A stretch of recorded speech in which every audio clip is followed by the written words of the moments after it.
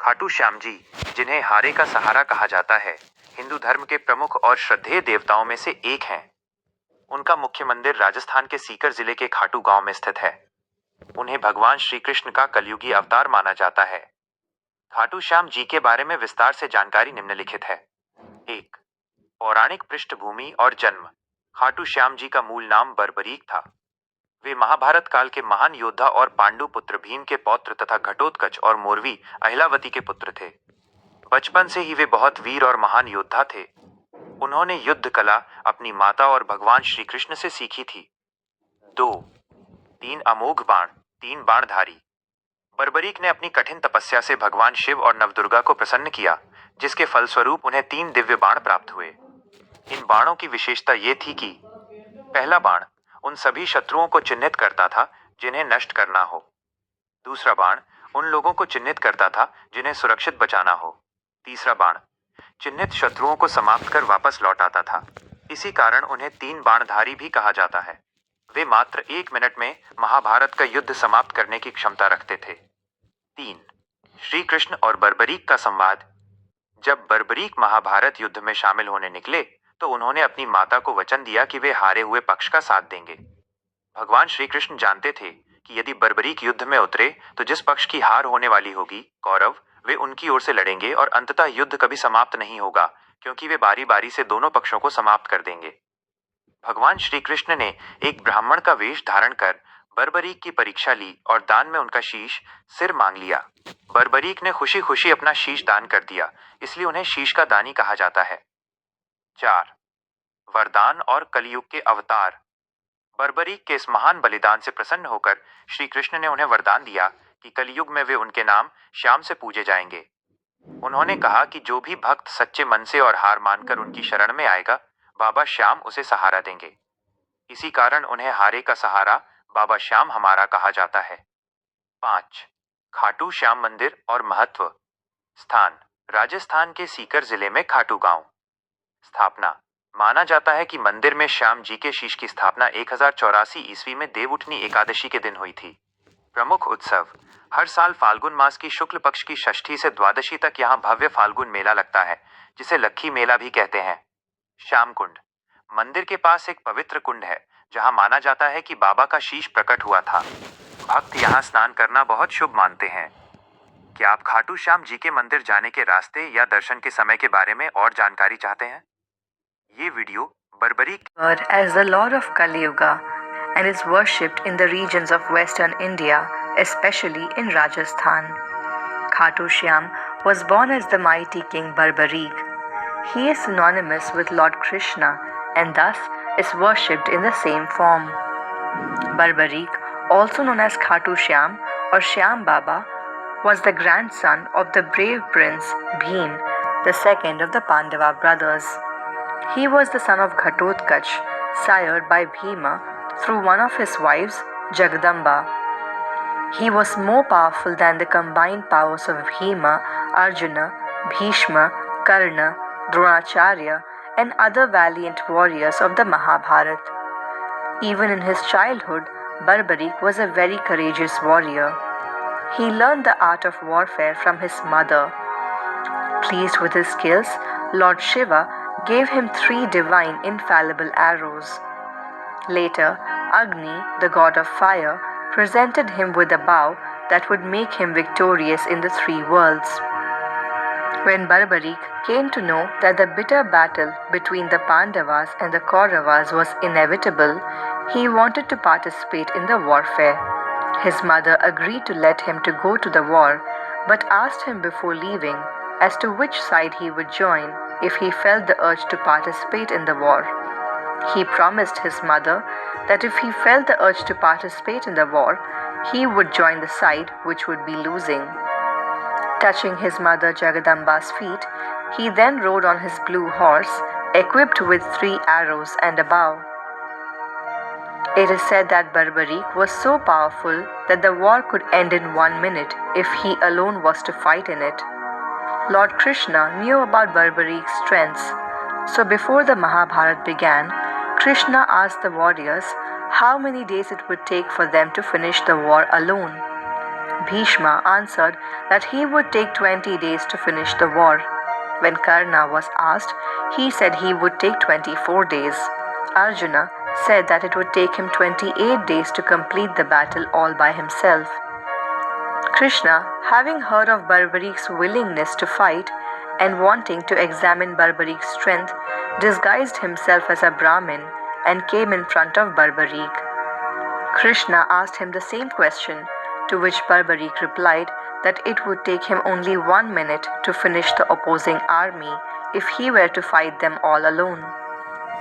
Krishna even tried to mock him, saying that he was going to the great battle and finish the war with only 3 arrows. Barbarik then replied that a single arrow was enough to destroy all of his opponents. He stated that the first arrow is used to mark all the things that he wanted to destroy. If he used the second arrow, it would mark all the things that he wanted to save. And on releasing the third arrow, it would destroy all the things that were marked by the first arrow. Upon doing its work, all the 3 arrows will then return to the quiver of Barbarik and will be preserved for his next use. Lord Krishna, eager to test the arrows, challenged Barbarik to tie all the leaves of the peepal tree under which he was standing. Barbarik accepted the challenge and started meditating with his eyes closed to release his arrow.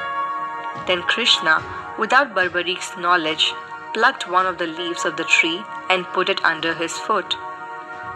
When Barbarik released his first arrow, it marked all the leaves of the tree and finally started to revolve around the leg of Krishna. Bewildered, Krishna asked Barbarik why was the arrow revolving around his foot.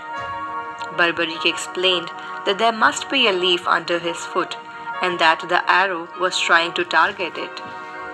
Barbarik advised Krishna to move away if he did not want to get hurt. Krishna promptly lifted his foot and to his surprise found that the first arrow also marked the leaf that he had hidden under his feet. Of course, when the third arrow was finally released, it collected all the leaves, including the one that was concealed under Krishna's foot, and tied them all together. Krishna concluded that the arrows were infallible and blessed. However, this situation worried Lord Krishna. He also realized that on the real battlefield, in case Krishna wants to isolate the Pandavas to save them from Barbarik's attack, he would not be able to do so, as the arrows would go ahead and destroy the target if Barbarik intended to. Thus, Krishna gets a deeper insight into Barbarik's phenomenal power. Krishna then asked the boy whom he would favor in the war. Barbarik said that since the Kaurava army is bigger than the Pandava army, he would fight for the weaker side, which was the Pandavas. But to this, Lord Krishna explains the paradox of the situation. He explains the moment Barbarik joins the weaker side, the side he is on becomes stronger and the opposing side becomes weaker. In this case, Barbarik would be changing sides again and again with no end, as the side he is on will always be the stronger side, and thus Barbarik will never be able to fulfill the promise that he made to his mother, that he will fight for the weaker side. Krishna understood that it was necessary to keep Barbarik away from this war, as this war was to prevail righteousness, a dharma yuddha. Krishna, in the disguise of a Brahmin, sought some charity from the youth, and Barbarik promised him anything he wished for. Krishna then promptly asked him to give his head. Barbarik was shocked. He requested the Brahmin to disclose his real identity. Lord Krishna then showed Barbarik a vision of his divine form. He explained to Barbarik that before the battle, the head of the bravest Kshatriya needed to be sacrificed. He considered Barbarik to be the bravest amongst the Kshatriya warriors, and hence had asked for his head in charity. In compliance with the Lord's command, Barbarik sacrificed his head to Krishna. He obtained a boon from Krishna to the effect that he would be known by one of Krishna's many names, Shyam, Krishna not only granted him the boon but also declared that Barbarik's devotees would be blessed and all their wishes granted by simply pronouncing his name from the bottom of their hearts. Barbarik's sacrifice happened on the 12th day of the Shukla Paksh in the month of Falgun. Barbarik also requested that though he was laying down his skull, he still wanted to see the battle till its end, and so his wish was granted. The head was placed on top of a hill overlooking the battlefield. When the battle was over, the victorious Pandava brothers argued amongst themselves as to who was responsible for the victory. At this, Lord Krishna suggested that Barbarik's head had watched the entire battle and he should be allowed to make a judgment on this. Barbarik's head submitted that it was Lord Krishna alone who was responsible for the victory, as his advice, presence, and game plan had been crucial. It is believed that some years after the Battle of Kurukshetra, the head was retrieved from the holy pond that is located near the present Khatu Shyamji temple. A dip in this pond cures a person from all ailments and brings good health. Thus, during the fair held in the month of Falgun, pilgrims throng the pond from various places and take a dip to wash away their worldly sins. Today, there is a temple dedicated to Khatu Shyam Baba, also known as Barbarik, in the Sikar district of Rajasthan. This temple was first built in 1027 AD by Roop Singh Chauhan. According to some versions, Khatu Shyam Baba appeared in the dreams of the queen of Roop Singh Chauhan named Narmada Kanwar. In 1720 AD, the then ruler of Marwar had the temple renovated. The Khatu Shyam idol is made of a rare stone and has been a family deity for a number of families for centuries. The temple is located approximately 19 kilometers away from Ringas, a place of worship for the Hindus.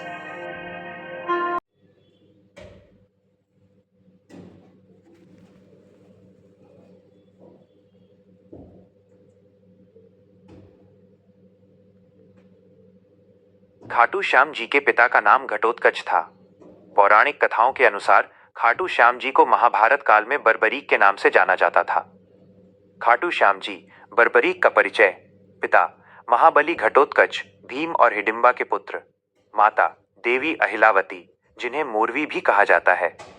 दादा पांडुपुत्र भीम। उनके बारे में मुख्य बातें: 3 बाणधारी। बर्बरीक को भगवान शिव और देवी दुर्गा की तपस्या से 3 अमोघ बाण प्राप्त हुए थे। इन 3 बाणों में इतनी शक्ति थी कि वे पूरी दुनिया को समाप्त करने की क्षमता रखते थे।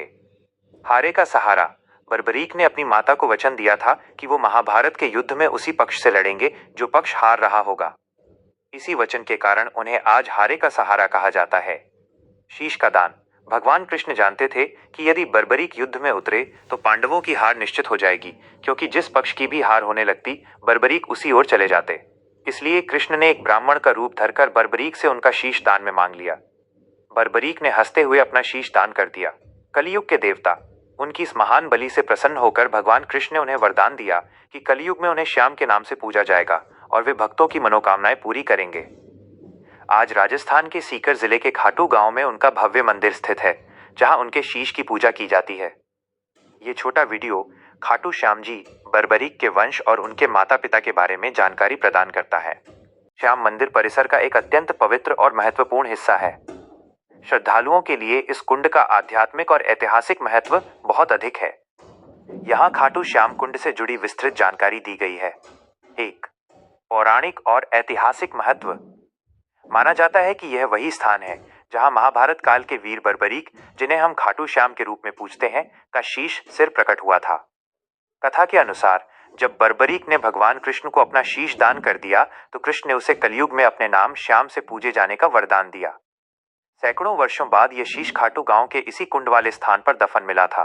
कहा जाता है कि एक गाय यहां आकर अपने आप दूध की धारा बहाने लगती थी, जिसके बाद खुदाई करने पर श्याम बाबा का शीश प्रकट हुआ। 2. कुंड की संरचना और स्थान: श्याम कुंड मुख्य मंदिर से कुछ ही दूरी पर स्थित है। यह 2 भागों में विभाजित है, एक हिस्सा पुरुषों के लिए और दूसरा महिलाओं के लिए। कुंड के चारों ओर पक्की सीढ़ियां और सुरक्षा घेरे बने हुए हैं ताकि श्रद्धालु सुरक्षित रूप से स्नान कर सकें। 3.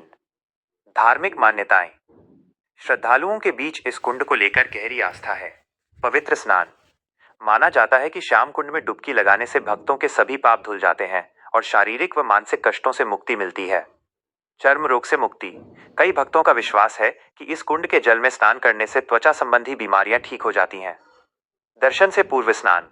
परंपरा के अनुसार कई भक्त मुख्य मंदिर में दर्शन करने से पहले इस कुंड के जल से आचमन करते हैं या स्नान करते हैं। 4. मुख्य आयोजन और उत्सव। फाल्गुन मेला, लक्खी मेले, होली के आसपास के दौरान इस कुंड का महत्व कई गुना बढ़ जाता है। लाखों भक्त यहाँ आकर स्नान करते हैं। एकादशी और द्वादशी। हर महीने की शुक्ल पक्ष की एकादशी और द्वादशी को यहाँ भारी भीड़ उमड़ती है क्योंकि ये तिथियां बाबा श्याम को अत्यंत प्रिय हैं। दर्शन करना हर भक्त के लिए बहुत ही सौभाग्य की बात होती है।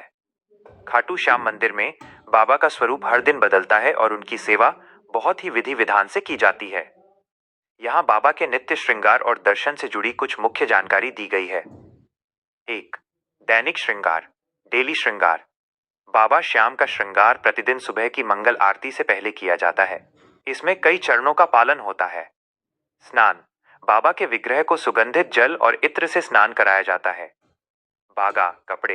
बाबा को प्रतिदिन नए और सुंदर बागा पोशाक पहनाए जाते हैं। ये अक्सर रेशम, मखमल या जरी के काम वाले होते हैं। त्योहारों और विशेष तिथियों जैसे एकादशी पर पोशाक और भी भव्य होती है। फूल माला।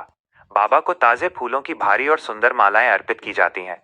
इनमें गुलाब, गेंदा और विशेष रूप से कलकत्ता के फूलों का प्रयोग होता है। 2. शीश का दान और स्वरूप। खाटू में बाबा के शीश की पूजा होती है। उनके चेहरे पर जो ठुड्डी चिन्ह है उसे बहुत ही कोमलता से सजाया जाता है। उनके मुकुट, मोर छड़ी और कानों के कुंडल उनके स्वरूप में 4 चांद लगा देते हैं। 3. बदली गई मालाएं और कपड़ा, प्रसाद। जो फूल, मालाएं और कपड़े बागा बाबा को चढ़ाए जाते हैं उन्हें बाद में उतारकर भक्तों को प्रसाद के रूप में या मंदिर की व्यवस्था के अनुसार वितरित किया जाता है। मान्यता है कि बाबा का स्पर्श पाकर ये वस्तुएं अत्यंत चमत्कारी हो जाती हैं। सिद्ध है। उनके वस्त्र और फूल मालाओं को लेकर भक्तों में बड़ी जिज्ञासा रहती है। यहाँ इसके बारे में विस्तार से जानकारी दी गई है। बाबा श्याम के वस्त्र, बागा।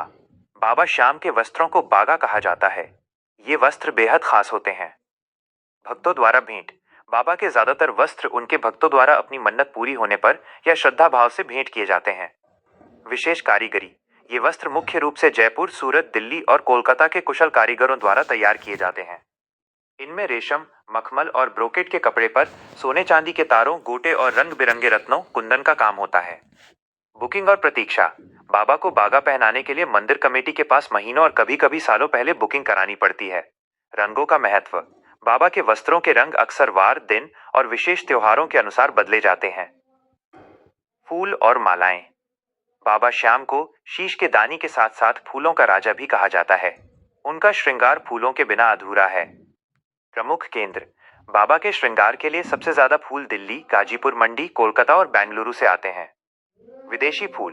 बड़े उत्सवों जैसे फाल्गुन मेला और विशेष एकादशी पर थाईलैंड, हॉलैंड और ऑस्ट्रेलिया जैसे देशों से भी विदेशी फूल मंगवाए जाते हैं। विशेष फूल। श्रृंगार में मुख्य रूप से गुलाब, गेंदा, रजनीगंधा, ऑर्किड, लिली और कार्नेशन के फूलों का प्रयोग होता है। बनाने वाले कलाकार। बाबा का श्रृंगार करने वाले कारीगर, जिन्हें माली या श्रृंगारी कहा जाता है, बहुत ही सूक्ष्मता से इन मालाओं को तैयार करते हैं। वे घंटों मेहनत करके बाबा के शीश और विग्रह को फूलों से सजाते हैं। श्रृंगार की विशेषता। माना जाता है कि बाबा श्याम का श्रृंगार हर दिन अलग होता है और एक बार जो श्रृंगार हो जाता है वो दोबारा वैसा ही हुबहू नहीं दोहराया जाता। यह बाबा की महिमा ही है कि हर दिन वे एक नए और अलौकिक रूप में दर्शन देते हैं। क्यों है खाटू श्याम जी के मंदिर में इतनी शक्ति? क्या है इसके पीछे छुपा हुआ रहस्य? आज मैं आपको एक ऐसी कहानी सुनाने जा रहा हूं जो सिर्फ कहानी नहीं है, ये एक दिव्य सत्य है। ये एक ऐसे भगवान की कहानी है जो कलयुग में हारे हुओं का सहारा बना, जिसका नाम सुनते ही रोंगटे खड़े हो जाते हैं, जिसके दर्शन मात्र से जीवन बदल जाता है। राजस्थान की धरती पर सीकर जिले में खाटू नामक एक छोटे से गांव में एक ऐसा मंदिर है जहां रोज लाखों लोग अपनी मुराद लेकर आते हैं। कोई रोता हुआ आता है, कोई हारा हुआ आता है, कोई टूटा हुआ आता है, लेकिन जो भी सच्चे दिल से आता है वो खाली हाथ नहीं जाता। लेकिन क्यों है इस मंदिर में इतनी शक्ति? क्या है वो रहस्य जो इस स्थान को दुनिया के सबसे चमत्कारिक धामों में से एक बनाता है? आइए मैं आपको वो कहानी सुनाता हूँ जो समय के पन्नों में दबी हुई है, वो कहानी जो आपकी आत्मा को छू जाएगी। नमस्कार प्यारे दर्शकों, मैं अर्जुन एक बार फिर आपका हार्दिक स्वागत करता हूँ आपके अपने चैनल विद्या ज्ञान सागर में। दोस्तों, आज हम एक नई कहानी और एक नया वीडियो लेकर आपकी सेवा में उपस्थित हुए हैं। आज की कथा अत्यंत ज्ञानवर्धक और प्रेरणादायक है। कथा शुरू करने से पहले आपसे एक विनम्र निवेदन है। शास्त्रों में कहा गया है कि अधूरी छोड़ी गई कथा दुख और पाप का कारण बनती है, इसलिए इसे अंत तक अवश्य सुनें। और अगर आप अपनी माँ से सच्चा प्रेम करते हैं तो इस वीडियो को लाइक करें, हमारे चैनल को सब्सक्राइब करें और कमेंट में माँ लिखकर अपना समर्थन दें। तो आइए बिना किसी विलंब के आरंभ करते हैं आज की प्रेरणादायक कथा। युगों पूर्व जब धर्म और अधर्म के बीच युद्ध की तैयारी हो रही थी, उस समय पांडुपुत्र भीम के पुत्र घटोत्कच के घर में एक अद्भुत बालक ने जन्म लिया। उसकी माता का नाम था मोरवी, जो अहिलावती के नाम से भी प्रसिद्ध थी। जन्म के समय ही आकाश में दिव्य प्रकाश फैला था, देवताओं के मृदंग बजे थे। ये बालक था बर्बरीक, एक ऐसा योद्धा जिसकी वीरता और शक्ति की गाथा आज भी कही जाती है। बर्बरीक के जन्म के साथ ही प्रकृति में अनेक चमत्कार हुए थे। वृक्ष फल फूलों से लद गए, नदियां मधुर संगीत बजाने लगी और पशु पक्षी आनंद में नृत्य करने लगे। ये सब इस बात का प्रमाण था कि कोई दिव्य आत्मा धरती पर अवतरित हुई है। बचपन से ही बर्बरीक में अद्भुत शक्तियां थी। जब वो मात्र 5 वर्ष का था, तब उसने एक हाथी को केवल अपनी मुट्ठी के बल पर रोक दिया था। 10 वर्ष की आयु में उसने एक दिन में 100 राक्षसों का वध कर दिया था। मां मोरवी ने अपने पुत्र को सिखाया था, हे पुत्र, जीवन में हमेशा याद रखना कि सबसे बड़ा धर्म है हारे हुए की सहायता करना। जो निर्बल है, जो असहाय है, जो संकट में है, उसके साथ खड़े होना ही सच्चा धर्म है। मां के इन शब्दों को बर्बरीक ने अपने हृदय की गहराई में बसा लिया था। वो जानता था कि उसकी शक्ति का उपयोग कमजोरों की रक्षा के लिए करना है। जब बर्बरीक 16 वर्ष का हुआ, तब उसने घोर तपस्या की। हिमालय की ऊंची चोटियों पर, जहां सिवाय बर्फ के कुछ नहीं था, वहां उसने भगवान शिव की आराधना की। महीनों तक केवल हवा पीकर, बिना भोजन के वो तपस्या में लीन रहा। भगवान शिव प्रसन्न हुए और उन्होंने बर्बरीक को 3 अद्भुत बाण प्रदान किए। ये बाण साधारण नहीं थे, ये दिव्य थे, चमत्कारी थे। पहला बाण ये शत्रु के सभी कमजोर स्थानों को चिह्नित करता था। जहां भी ये निशाना लगाता, वहां लाल रंग का चिन्ह बन जाता था। दूसरा बाण ये मित्रों और रक्षणीय व्यक्तियों को पहचान कर उन्हें चिन्हित करता था, उन पर नीले रंग का निशान बनता था। तीसरा बाण ये सबसे शक्तिशाली था। ये लाल निशान वाले सभी स्थानों को एक साथ भेद कर शत्रुओं का संहार करता था और नीले निशान वाले सभी को सुरक्षित कर देता था। माता मोरवी ने, जो स्वयं एक नागकन्या थी, अपने पुत्र को एक दिव्य धनुष प्रदान किया। ये धनुष इतना शक्तिशाली था कि इसकी टंकार से ही शत्रु भयभीत हो जाते थे। इस धनुष का नाम था महाकाल दंड। इस धनुष की विशेषता ये थी कि ये कभी नहीं चूकता था। जो भी लक्ष्य बर्बरीक मन में सोचता, वो तुरंत उस तक पहुंच जाता था। चाहे शत्रु कहीं भी छुप जाए, चाहे वो किसी भी माया का सहारा ले, ये बाण उसे ढूंढकर मार गिराता था। जब महाभारत के युद्ध की घोषणा हुई, तब बर्बरीक के हृदय में भी युद्ध में भाग लेने की इच्छा जगी। उसने सोचा, ये तो धर्म और अधर्म का युद्ध है, मुझे इसमें अवश्य भाग लेना चाहिए। लेकिन प्रश्न था, किस पक्ष में? बर्बरीक के मन में कोई शंका नहीं थी। उसकी मां ने जो संस्कार दिए थे, उसके अनुसार उसे हमेशा हारने वाले का साथ देना था। वो अपने नीले घोड़े पर सवार होकर कुरुक्षेत्र की ओर चल पड़ा। रास्ते में जो भी उसे मिलता वो पूछता, कुरुक्षेत्र में कौन जीत रहा है? सभी का एक ही उत्तर था, पांडव निर्बल है, कौरव शक्तिशाली है। ये सुनकर बर्बरीक का निर्णय और भी पक्का हो गया। वो पांडवों का साथ देगा। कुरुक्षेत्र के पास पहुंचकर बर्बरीक ने एक वट वृक्ष के नीचे विश्राम किया। वहां उसे एक युवा ब्राह्मण मिला जो अत्यंत सुंदर और तेजस्वी था। उसकी आंखों में अद्भुत गहराई थी, मुस्कान में दिव्य चमक थी। ये ब्राह्मण कोई और नहीं, स्वयं भगवान कृष्ण थे, जो बर्बरीक की परीक्षा लेने आए थे। वत्स, ब्राह्मण ने मधुर स्वर में कहा, तुम कहां जा रहे हो और ये 3 बाण लेकर क्या करोगे? क्या तुम्हें लगता है कि मात्र 3 बाणों से तुम युद्ध जीत सकते हो? बर्बरीक ने विनम्रता से उत्तर दिया, हे ब्राह्मण देव, ये कोई साधारण बाण नहीं है। एक बाण से मैं अपने शत्रुओं को चिन्हित कर सकता हूं, दूसरे से मित्रों को और तीसरे से सभी शत्रुओं का संहार। यदि आवश्यकता हो तो एक ही बाण से मैं सारी पृथ्वी को छलनी कर सकता हूं। ब्राह्मण ने मुस्कुराते हुए कहा, यह कैसे संभव है? वत्स, दिखाओ तो मुझे अपनी शक्ति। उन्होंने पास के एक विशाल पीपल वृक्ष की ओर इशारा किया और कहा, इस वृक्ष के सभी पत्तों को छेद दो, लेकिन ध्यान रहे एक भी पत्ता नष्ट नहीं होना चाहिए, केवल छेद होना चाहिए। बर्बरीक ने अपने पहले बाण को धनुष पर चढ़ाया। मन ही मन उसने संकल्प किया था, महादेव, इस वृक्ष के हर पत्ते के मध्य में छेद हो जाए। बाण छूटा और चमत्कार हो गया। वृक्ष के हजारों पत्तों में प्रत्येक के मध्य में एक सुंदर गोल छेद हो गया। पूरा वृक्ष मानो कलाकृति बन गया था। लेकिन यह चमत्कार यही नहीं रुका।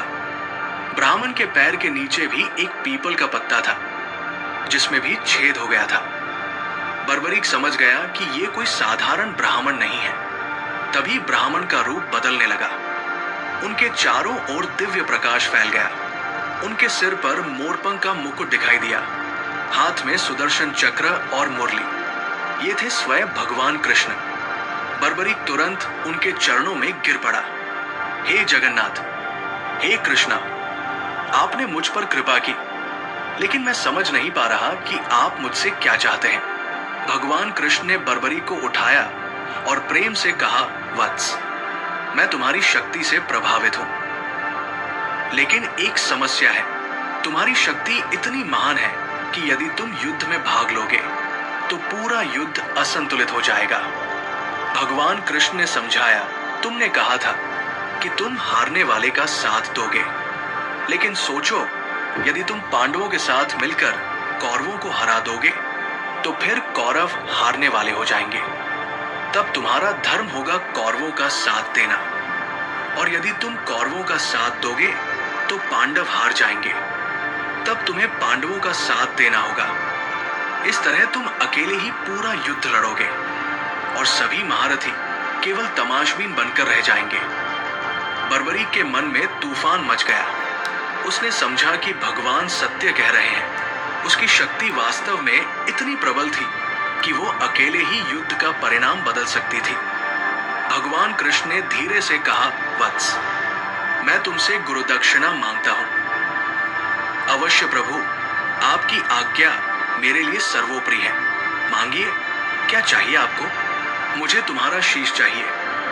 ये सुनकर बर्बरीक के चेहरे पर एक पल के लिए उदासी छा गई। उसके मन में हजारों विचार आए। युद्ध देखने की इच्छा, वीरगति पाने की चाह, यश कमाने की लालसा, सब कुछ एक पल में बिखर गया। लेकिन अगले ही क्षण उसके चेहरे पर शांति आ गई। गुरु का आदेश उसके लिए सब कुछ था। प्रभु, बर्बरीक ने दृढ़ स्वर में कहा, आपकी इच्छा मेरे लिए आदेश है। मैं अपना शीश अवश्य दूंगा, लेकिन मेरी एक प्रार्थना है। कहो वत्स, क्या चाहते हो?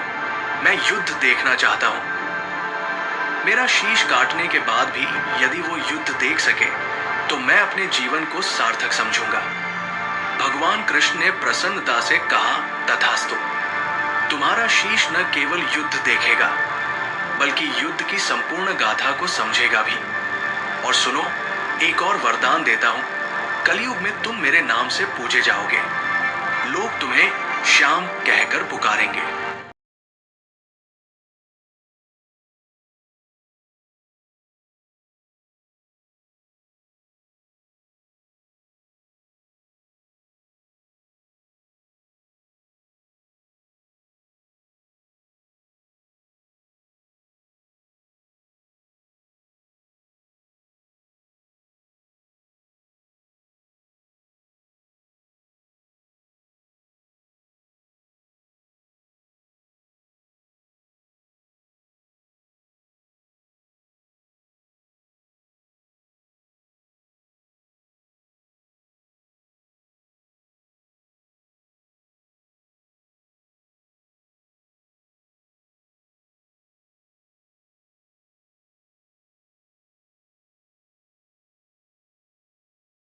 बर्बरीक ने अपनी तलवार निकाली। भगवान कृष्ण के सामने झुकते हुए उसने कहा, हे कृष्णा, ये शीश आपको समर्पित है, इसे स्वीकार कीजिए। एक ही वार में बर्बरीक ने अपना शीश काट दिया। आकाश से पुष्प बरसने लगे, देवताओं के मृदंग बजे और एक दिव्य प्रकाश चारों ओर फैल गया। कटा हुआ शीश भूमि पर गिरा, लेकिन उसकी आंखें खुली रहीं, चेहरे पर तेज बना रहा। भगवान कृष्ण ने उस शीश को उठाकर कुरुक्षेत्र के युद्ध क्षेत्र के पास एक ऊंचे स्थान पर रखा, जहां से संपूर्ण युद्ध दिखाई देता था। 18 दिन तक चले महाभारत के युद्ध में बर्बरीक का शीश सब कुछ देखता रहा। उसने देखा कि कैसे महान योद्धा एक एक करके वीरगति को प्राप्त होते गए। उसने देखा भीष्म का शरशय्या, अर्जुन की वीरता, कर्ण का दान, द्रोणाचार्य का त्याग, लेकिन सबसे बढ़कर उसने देखा भगवान कृष्ण की लीला, कैसे वे धर्म की स्थापना के लिए हर पल युद्ध को संचालित कर रहे थे। युद्ध समाप्त होने पर जब पांडवों में विवाद हुआ कि सबसे बड़ा योद्धा कौन था, तब भगवान कृष्ण ने बर्बरीक के शीश से पूछा, तुमने पूरा युद्ध देखा है, बताओ सबसे महान योद्धा कौन था? बर्बरीक के शीश ने उत्तर दिया, प्रभु, मैंने देखा कि युद्ध में केवल आपका सुदर्शन चक्र और द्रौपदी के बाल दिखाई दे रहे थे। चक्र शत्रुओं का संहार कर रहा था और द्रौपदी के बाल धर्म की रक्षा कर रहे थे। बाकी सभी योद्धा तो केवल निमित्त मात्र थे। ये सुनकर सबको समझ आया कि युद्ध का वास्तविक संचालक भगवान कृष्ण थे।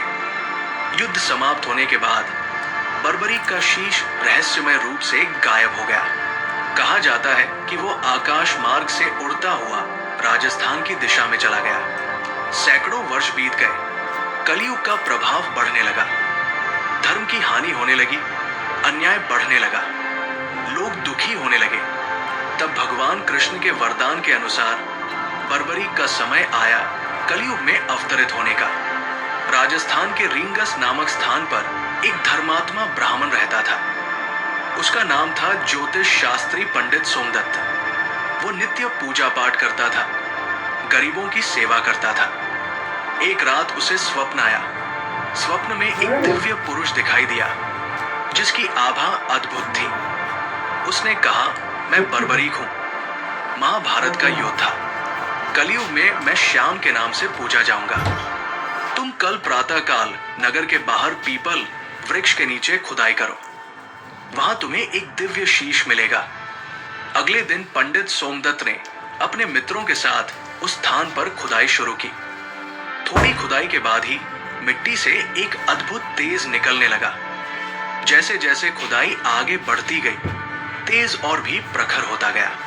अंत में एक अद्भुत शीश मिला। ये शीश जीवंत लगता था।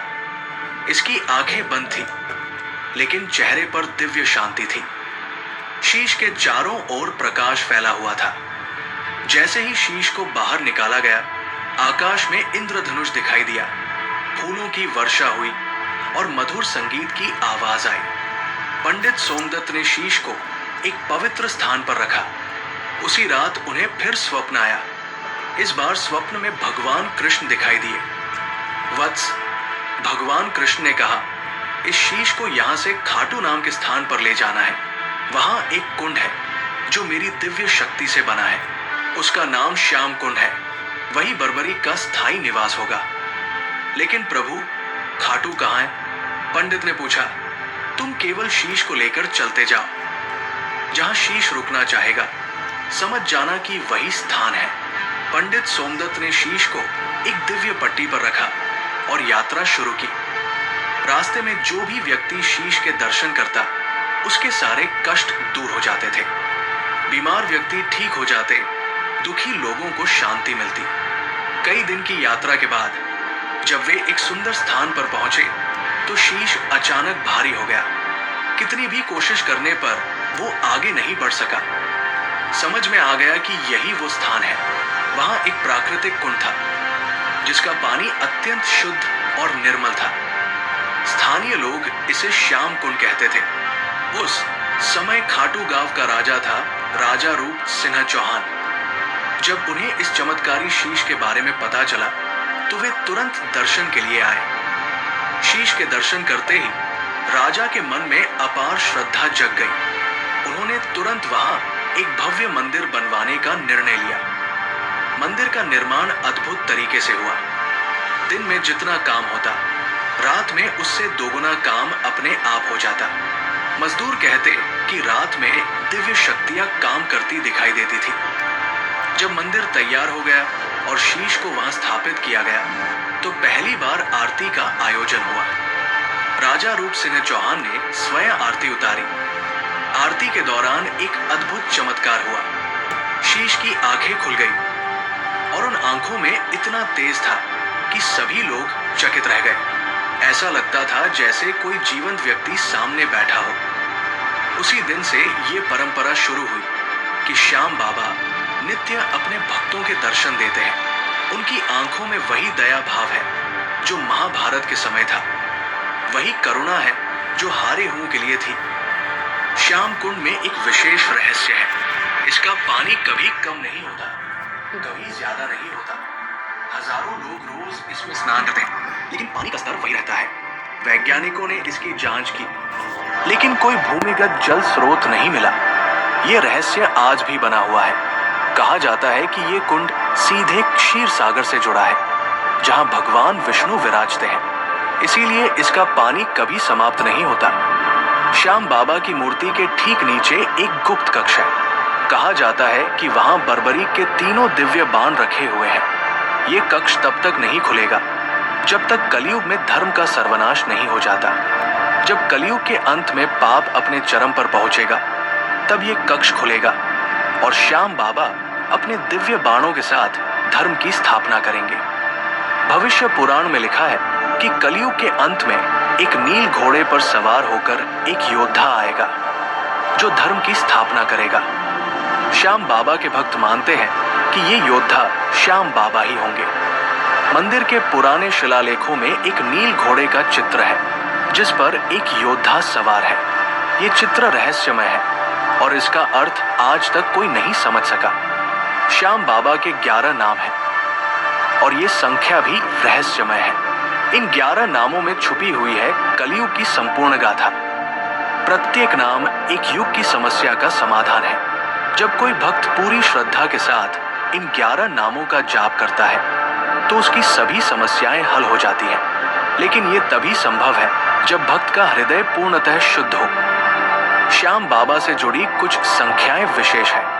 मंदिर में 108 सीढ़ियां हैं। श्याम कुंड का व्यास 51 फीट है।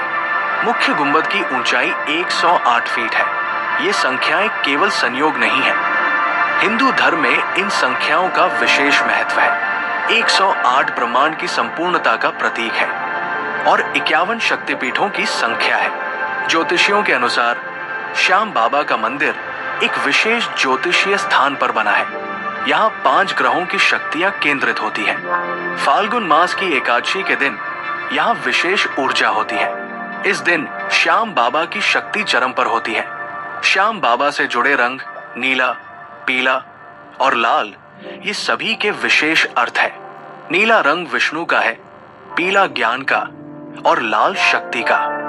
भक्त जब इन रंगों के कपड़े पहनकर आते हैं, तो उनका श्याम बाबा के साथ विशेष तालमेल बनता है। शास्त्रों के अनुसार जब कलयुग अपने अंतिम चरण में पहुंचेगा, तब धर्म लगभग समाप्त हो जाएगा। उस समय श्याम बाबा पूर्ण रूप से प्रकट होंगे। वे अपने 3 दिव्य बाणों के साथ आएंगे और अधर्म का नाश करेंगे। ये होगी कलयुग की अंतिम लड़ाई। भविष्य पुराण में लिखा है कि एक नील घोड़ा आकाश से उतरेगा। उस पर श्याम बाबा सवार होंगे। उनके हाथ में अपना दिव्य धनुष होगा। वे एक ही बाण से सारे संसार के पापियों का नाश करेंगे और धर्म की स्थापना करेंगे। श्याम बाबा के इस अवतरण के बाद सत्य युग शुरू होगा। फिर से धर्म, सत्य और न्याय का राज्य होगा। लोग प्रेम से रहेंगे, कोई दुख नहीं होगा। यही है श्याम बाबा का अंतिम मिशन, संसार में शांति और खुशी की स्थापना।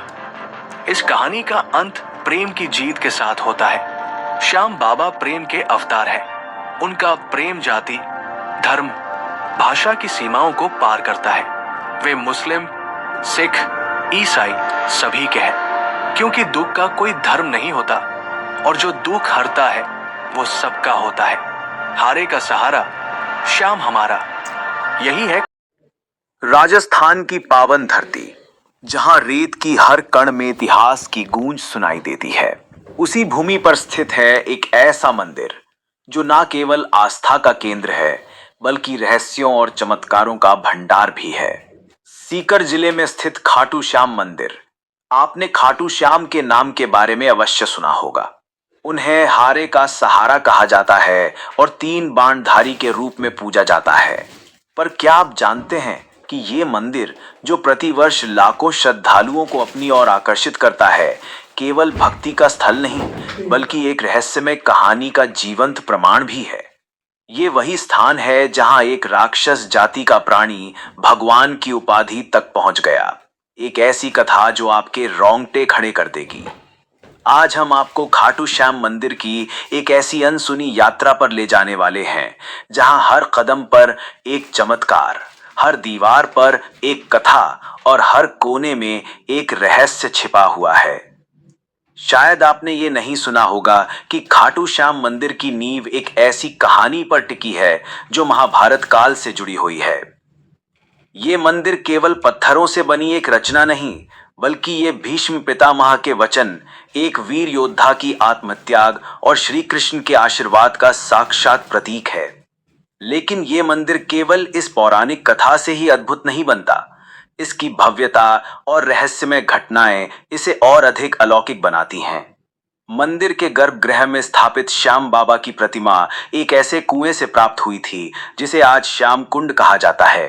इस कुंड के जल को अमृत तुल्य माना जाता है और मान्यता है कि इसका स्पर्श मात्र भी व्यक्ति के समस्त पापों को नाश कर देता है।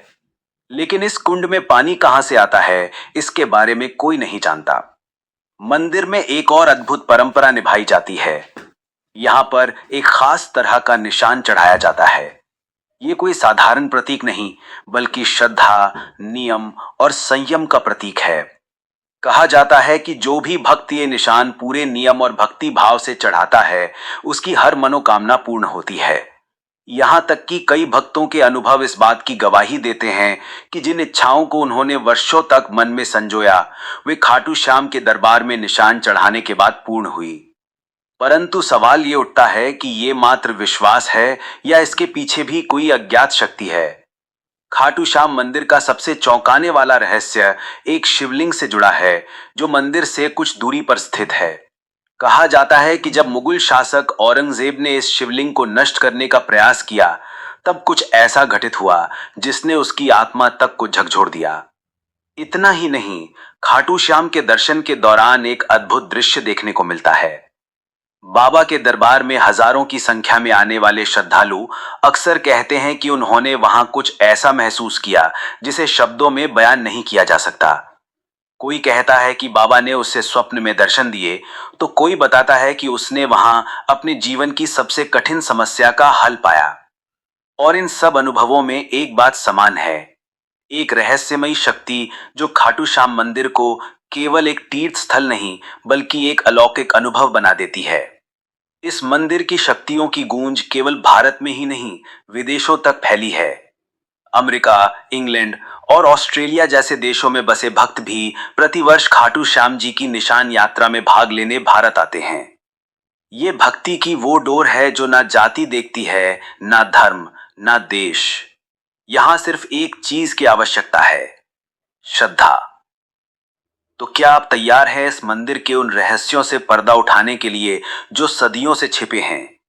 यदि हां, तो जुड़िए हमारे साथ इस खास डॉक्यूमेंट्री वीडियो में, जहां हम आपको लेकर चलेंगे खाटू श्याम मंदिर की उन गलियों में जहां इतिहास, रहस्य और भक्ति एक साथ मिलते हैं।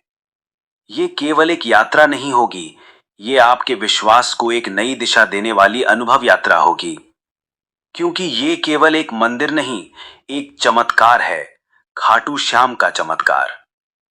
चलिए अब बिना किसी देरी के आज की इस रहस्यमयी और दिलचस्प डॉक्यूमेंट्री को शुरू करते हैं। दोस्तों, खाटू श्याम जी को भगवान श्री कृष्ण के कलयुगी अवतार के रूप में जाना जाता है। राजस्थान के सीकर जिले में स्थित श्याम बाबा के भव्य मंदिर में दर्शन के लिए हर दिन लाखों भक्त पहुंचते हैं। मान्यता है कि श्याम बाबा सभी की मनोकामनाएं पूरी करते हैं और फर्श से अर्श तक पहुंचा सकते हैं। बाबा खाटू श्याम का संबंध महाभारत काल से माना जाता है।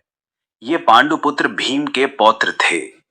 पौराणिक कथा के अनुसार खाटू श्याम की अपार शक्ति और क्षमता से प्रभावित होकर श्री कृष्ण ने इन्हें कलयुग में अपने नाम से पूजे जाने का वरदान दिया था।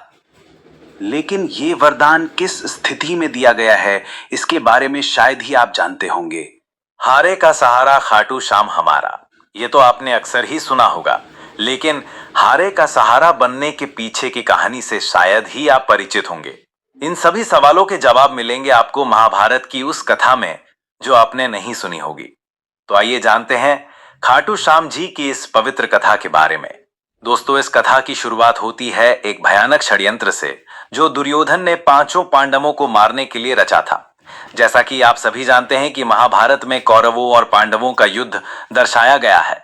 दुर्योधन हमेशा से ही पांडवों को पसंद नहीं करता था, जिसकी वजह से उसके अंदर पांडवों के प्रति इतनी ज्यादा घृणा थी कि वह उन्हें किसी भी कीमत पर मारना ही चाहता था। जब भीष्म पितामह ने धृतराष्ट्र से युधिष्ठिर का राज्याभिषेक कर देने के लिए कहा, तब दुर्योधन ने पिता धृतराष्ट्र से कहा, पिताजी, यदि एक बार युधिष्ठिर को राज सिंहासन प्राप्त हो गया तो ये राज्य सदा के लिए पांडवों के वंश का हो जाएगा और हम कौरवों को उनका सेवक बनकर रहना पड़ेगा। इस पर धृतराष्ट्र बोले, वत्स दुर्योधन, युधिष्ठिर हमारे कुल की संतानों में सबसे बड़ा है, इसलिए इस राज्य पर उसी का अधिकार है। फिर भी भीष्म तथा प्रजाजन भी उसी को राजा बनाना चाहते हैं। हम इस विषय में कुछ भी नहीं कर सकते। तुम पांडवों के रुकने का प्रबंध करो। धृतराष्ट्र के वचनों को सुनकर दुर्योधन ने कहा, ठीक है पिताजी, मैंने इसका प्रबंध कर लिया है। बस आप किसी तरह पांडवों को वाराणावत भेज दें। दुर्योधन ने वाराणावत में पांडवों के निवास के लिए पुरोचन नामक शिल्पी से एक भवन का निर्माण करवाया था, जो कि लाख, चर्बी, सूखी घास, मूज जैसे अत्यंत ज्वलनशील पदार्थों से बना था। दुर्योधन ने पांडवों को उस भवन में जला डालने का षड्यंत्र रचा था। धृतराष्ट्र के कहने पर युधिष्ठिर अपनी माता तथा भाइयों के साथ वाराणावत जाने के लिए निकल पड़े। दुर्योधन के षड्यंत्र के बारे में जब विदुर को पता चला तो वे तुरंत ही वाराणावत जाते हुए पांडवों से मार्ग में मिले और उन्होंने दुर्योधन के षड्यंत्र के बारे में बताया। फिर उन्होंने कहा कि तुम लोग भवन के अंदर से वन तक पहुंचने के लिए एक सुरंग अवश्य बनवा लेना, जिससे कि आग लगने पर तुम लोग अपनी रक्षा कर सको। मैं सुरंग बनाने वाला कारीगर चुपके से तुम लोगों के पास भेज रहा हूं। जिस दिन पुरोचन ने आग प्रज्वलित करने की योजना बनाई थी, उसी दिन पांडवों ने गांव के ब्राह्मणों और गरीबों को भोजन के लिए आमंत्रित किया। रात में पुरोचन के सोने पर भीम ने उसके कमरे में आग लगाई। धीरे धीरे आग चारों ओर लग गई। लाक्षागृह में पुरोचन तथा अपने बेटों के साथ भीलनी जलकर मर गई। लाक्षागृह के भस्म होने का समाचार जब हस्तिनापुर पहुंचा तो पांडवों को मरा समझकर वहां की प्रजा अत्यंत दुखी हुई। दुर्योधन और धृतराष्ट्र सहित सभी कौरवों ने भी शोक मनाने का दिखावा किया और अंत में उन्होंने पुरोचन, भीलनी और उसके बेटों को पांडवों का शव समझकर अंत्येष्टि करवा दी। लाक्षागृह की सुरंग से निकलकर पांडव जिन हिंडनी नदी किनारे पहुंच गए थे, जहां पर विदुर द्वारा भेजी गई एक नौका में सवार होकर वे नदी के उस पार पहुंच गए। नदी पार पहुंचने के बाद वो सभी एक जंगल में पहुंचे। वहीं पर हिड्डिम नाम का राक्षस अपनी बहन हिडिंबा के साथ रहता था। हिडिंब हिडिंबा पर अपना जोर चलाता था और उससे मानवों का मांस लाने के लिए कहता था। मजबूरी में हिडिंबा को भी ऐसा करना ही पड़ता था। रात के समय जब सभी पांडव सो रहे थे तो उनमें से भीम सभी का पहरा दे रहे थे। जब हिडिंबा अपने भाई हिडिंब के आदेश पर पांडवों को मारने के लिए गई तभी उसकी नजर भीम पर गई और वो भीम को देखकर मोहित हो गई और उनसे प्रेम करने लगी। भीम को मोहित करने के लिए हिडिंबा ने सुंदर अप्सरा का रूप धारण किया और भीम के पास गई। लेकिन इसी बीच हिडिंबा का भाई हिडिंब वहां आ गया जो पांडवों को मारकर उनका मांस खाना चाहता था। उसने भीम पर हमला कर दिया जिससे भीम और हिडिंब के बीच युद्ध छिड़ गया। इस युद्ध में भीमसेन की विजय हुई और हिडिंब मारा गया। इसके बाद हिडिंबा अपने असली रूप में आई और उसने भीम के सामने विवाह का प्रस्ताव रखा। लेकिन भीम ने यह कहकर विवाह से इनकार कर दिया कि तुम राक्षस कुल की हो। इसके बाद हिडिंबा माता कुंती के पास गई, उनसे भीम और अपने विवाह की बात कहने लगी। तब कुंती विवाह के लिए तो मान गई, लेकिन उन्होंने हिडिंबा के सामने एक शर्त भी रख दी। शर्त के अनुसार भीम हिडिंबा के साथ केवल तब तक ही रहेगा जब तक कि उन्हें संतान की प्राप्ति नहीं हो जाती। हिडिंबा भीम के साथ विवाह करना चाहती थी, इसलिए वो इस शर्त को मान गई। इसके बाद दोनों का गंधर्व विवाह हुआ और वो जंगल में साथ रहने लगे। कुछ समय बाद हिडिंबा और भीम का एक पुत्र भी हुआ जिसका नाम घटोत्कच रखा गया। समय बीता और घटोत्कच का विवाह दैत्यराज मोरा की बेटी अहिलावती के साथ हुआ, जिन्हें मौरवी और कामकांतिका के नाम से भी जाना जाता है। घटोत्कच और अहिलावती के 2 पुत्र हुए। घटोत्कच के एक पुत्र का नाम बर्बरीक और दूसरे का नाम अंजन पर्वा रखा गया। बर्बरीक ने शस्त्र, शास्त्र और अन्य सभी ज्ञान अपनी मां अहिलावती का आशीर्वाद लेकर प्राप्त किए। उन्होंने ही बर्बरीक को भगवान शिव की तपस्या करने के लिए प्रेरित किया, जिसके बाद भगवान शिव ने बर्बरीक से प्रसन्न होकर उन्हें 3 अभेद्य बाण दिए जो कि पूरी सेना का विनाश कर वापस तरकश में आ सकते हैं। समय बीता और जब कौरव और पांडवों के बीच युद्ध होना था तब बर्बरीक ने युद्ध में भाग लेने का निर्णय लिया। अब वैसे तो देखा जाए बर्बरीक को पांडवों की तरफ से ही लड़ना था, लेकिन इसी बीच उनका एक वचन था जो उन्होंने अपनी मां से लिया था कि वे हमेशा हारे की तरफ से ही लड़ेंगे। उनका ये वचन ही आगे चलकर हारे का सहारा नाम की नींव बना। भगवान श्री कृष्ण युद्ध का परिणाम जानते थे और उन्हें डर था कि कहीं पांडवों के लिए उल्टा ना पड़ जाए। अतः उन्होंने ब्राह्मण का वेश धारण कर बर्बरीक का मार्ग रोककर उनसे पूछा कि आप कहां प्रस्थान कर रहे हैं। बर्बरीक ने अपना ध्येय बताया कि वे कुरुक्षेत्र जाकर अपना कर्तव्य निर्वाह करेंगे और इस पर ब्राह्मण रूप में श्री कृष्ण ने उन्हें अपना कौशल दिखाने को कहा। बर्बरीक ने एक ही तीर से पेड़ के सभी पत्तों को भेद दिया, सिवाय एक पत्ते के जो श्री कृष्ण ने अपने पैरों के नीचे दबा दिया था। बर्बरीक ने ब्राह्मण रूपी श्री कृष्ण से प्रार्थना की कि वो अपना पैर पत्ते के ऊपर से हटाए, वरना आपका पैर घायल हो सकता है। श्री कृष्ण ने अपना पैर हटा लिया। वह बर्बरीक से एक वरदान मांगा। बर्बरीक ने कहा, हे यजमान, आप जो चाहे मांग सकते हैं, मैं वचन का पूर्ण पालन करूंगा। ब्राह्मण रूपी श्री कृष्ण ने शीश दान मांगा। ये सुनकर बर्बरीक तनिक भी विचलित नहीं हुए, परंतु उन्होंने श्री कृष्ण को अपने वास्तविक रूप में दर्शन देने की बात की, क्योंकि कोई भी साधारण व्यक्ति ये दान नहीं मांग सकता। तब श्री कृष्ण अपने वास्तविक रूप में प्रकट हुए। उन्होंने महाबली त्यागी तपस्वी वीर बर्बरीक का मस्तक रणचंडिका को भेंट करने के लिए मांगा और साथ ही वरदान दिया कि कलयुग में तुम मेरे नाम से जाने जाओगे, मेरी ही शक्ति तुम में निहित होगी, देव तुम्हारे मस्तक की पूजा करेंगे। जब तक ये पृथ्वी, नक्षत्र, चंद्रमा तथा सूर्य रहेंगे तब तक तुम लोगों के द्वारा मेरे शिष्याम रूप में पूजनीय रहोगे। मस्तक को अमृत से सींचा और अजर मर कर दिया। मस्तक ने संपूर्ण महाभारत का युद्ध देखा एवं युद्ध के निर्णायक भी रहे। युद्ध के बाद महाबली बर्बरीक कृष्ण से आशीर्वाद लेकर अंतर्धान हो गए। तो दोस्तों, ये था बर्बरीक से 3 बाणधारी, हारे का सहारा और खाटू श्याम तक का बनने का सफर। लेकिन ये सफर अभी अपने सही अंजाम पर नहीं पहुंचा था, क्योंकि जो आज हम खाटू श्याम मंदिर देखते हैं उसके बनने की कहानी उतनी सरल नहीं है। खाटू श्याम मंदिर के निर्माण का इतिहास भी कम उलट पलट से जुड़ा नहीं रहा है। आइए अब जानते हैं खाटू श्याम मंदिर के निर्माण का संपूर्ण इतिहास। वीडियो में आगे बढ़ने से पहले आपसे एक निवेदन है कि यदि अभी तक आपको ये वीडियो पसंद आ रहा है तो इसे एक लाइक और कमेंट में जय श्री खाटू श्याम जरूर से लिखें। हमारे चैनल को सब्सक्राइब भी जरूर करें ताकि आपको इसी तरह से मंदिर की अच्छी जानकारी मिल सके। अब चलिए अपनी इस वीडियो की ओर आगे बढ़ते हैं।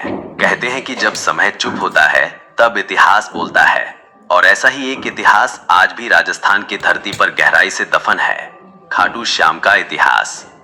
ये कहानी है उस चमत्कारी स्थान की जहां कलयुग के वर्षों बीत जाने के बाद भी भगवान की उपस्थिति ने खुद को उजागर किया, न केवल एक घटना के रूप में बल्कि एक संकेत के तौर पर।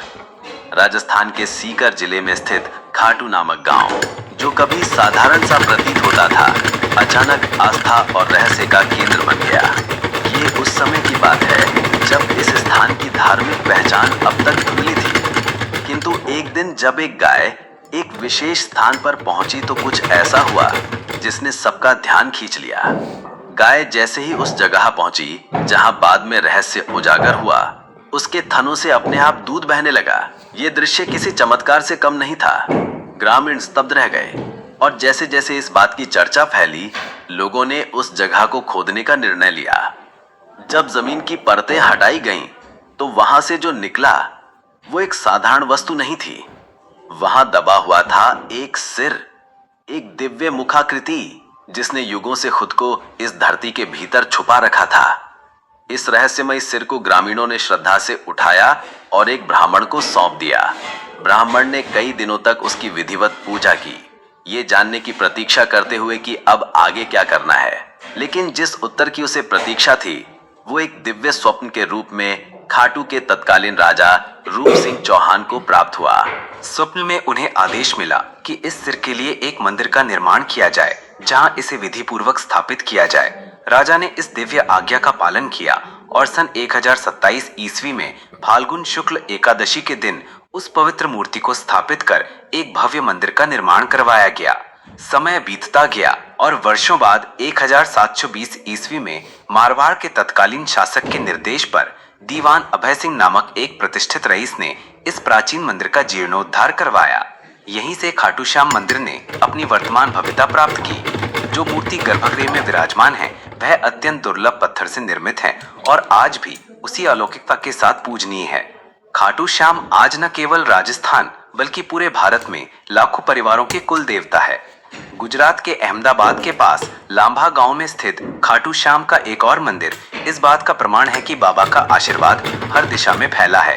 यहाँ श्रद्धालु अपने नवजात शिशुओं को बाबा का आशीर्वाद दिलाने लाते हैं, क्योंकि यहाँ बाबा को बलिया देव के रूप में भी पूजा जाता है। मंदिर की वास्तुकला, उसकी हर ईंट, हर पत्थर में भक्ति की भाषा बोलती है।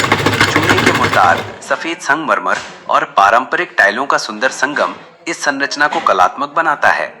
गर्भगृह के शटर चांदी की परतों से सजे हैं और मुख्य प्रार्थना कक्ष, जिसे जगमोहन कहा जाता है, वहां की दीवारें पौराणिक चित्रों से भरपूर है। हर चित्र एक कथा, हर रंग एक आस्था। मंदिर के मुख्य द्वार से प्रवेश करते ही सामने एक विशाल खुला प्रांगण दिखाई देता है, जहां श्रद्धालु बाबा के दर्शन के लिए पंक्तिबद्ध होते हैं। प्रांगण से कुछ दूरी पर स्थित है श्याम बगीची, एक सुंदर पुष्प वाटिका जहां से केवल चुने हुए पुष्प ही देवता को अर्पित किए जाते हैं। इसी बगीचे में बाबा के एक महान भक्त आलू सिंह की समाधि भी स्थित है, जो आज भी श्रद्धालुओं के लिए प्रेरणा का स्रोत है। परंतु इस पवित्र स्थान का सबसे रहस्यमय स्थल है श्याम कुंड, एक पवित्र जलाशय जहां से कभी बाबा श्याम का शीश प्राप्त हुआ था। श्रद्धालुओं की मान्यता है कि इस कुंड में स्नान करने से सारे पाप धुल जाते हैं और व्यक्ति को जीवन में परम शांति प्राप्त होती है। लोग सच्चे मन से डुबकी लगाते हैं और बाबा से अपने जीवन के कष्टों से मुक्ति की प्रार्थना करते हैं। कहा जाता है कि इस कुंड में पानी सीधा पाताल लोक से आता है, और यह सच भी लगता है, क्योंकि देखने पर आपको इसके आसपास कोई ऐसा सोर्स नजर भी नहीं आता है। इस कुंड की यह बात इसे और भी ज्यादा शक्तिशाली और रहस्यमयी बना देती है। मुख्य मंदिर से दक्षिण पूर्व दिशा में स्थित है गोपीनाथ मंदिर और इसके समीप ही स्थित है गौरी शंकर मंदिर, एक और दिव्य स्थल जिसकी कहानी दिल दहला देने वाली है। कहा जाता है कि जब औरंगजेब की सेना इस मंदिर को नष्ट करने पहुंची तो उन्होंने शिवलिंग पर भालों से प्रहार किया, पर जैसे ही उनके भाले शिवलिंग से टकराए वहां से रक्त के फवारे फूट पड़े। ये दृश्य इतना भयावह और चमत्कारिक था कि सैनिक तुरंत डरकर वहां से भाग निकले, और आज भी उस शिवलिंग पर वो घाव, भाले का निशान स्पष्ट रूप से देखा जा सकता है, जैसे भगवान ने स्वयं अपनी रक्षा की हो। खाटू श्याम जी का ये पावन मंदिर राजस्थान की राजधानी जयपुर से लगभग 80 किलोमीटर दूर स्थित है और यहाँ पहुँचने के लिए श्रद्धालुओं को रिंग्स के मार्ग से होकर जाने की सलाह दी जाती है। ये यात्रा केवल एक धार्मिक यात्रा नहीं बल्कि एक आत्मिक अनुभव होती है, जहाँ आस्था, इतिहास और चमत्कार एक साथ चलते हैं। हर साल लाखों भक्त यहाँ पहुँचते हैं, कोई आशीर्वाद पाने के लिए, कोई चमत्कार देखने के लिए और कोई अपनी श्रद्धा की अग्नि परीक्षा देने के लिए। और जब आप इस पवित्र धाम की भूमि पर कदम रखते हैं तो ऐसा लगता है मानो समय ठहर गया हो और भगवान स्वयं इस धरती पर विराजमान है। तो दोस्तों, ये था खाटू श्याम जी मंदिर के निर्माण का संपूर्ण इतिहास। आइए अब आपको बताते हैं उस खास निशान के बारे में जो बड़े ही भक्ति भाव से श्री खाटू श्याम मंदिर में चढ़ाया जाता है। यदि अभी तक आपको ये वीडियो पसंद आ रही है तो कमेंट में जय श्री खाटू श्याम जी जरूर